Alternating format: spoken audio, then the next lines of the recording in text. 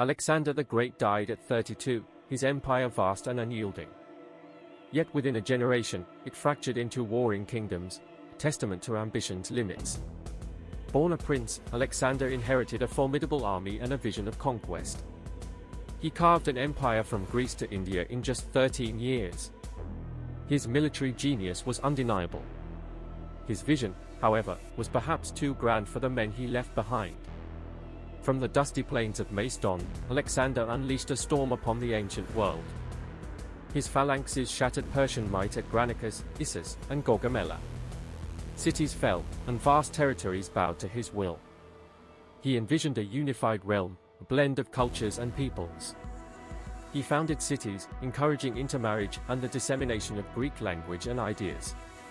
Yet, beneath this veneer of unity, seeds of discord were sown. His generals, accustomed to command and glory, eyed the vast riches and power with their own ambitions.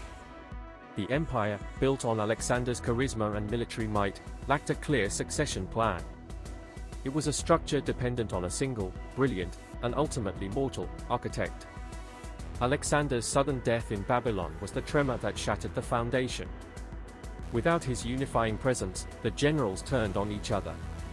The Diadochi Wars raged, a brutal free-for-all for control of the fragmented empire. The Hellenistic kingdoms, born from this conflict, spread Greek culture and science across vast swathes of Asia and Africa, influencing Rome and beyond. What does the collapse of such a powerful dream teach us about the nature of leadership and legacy today?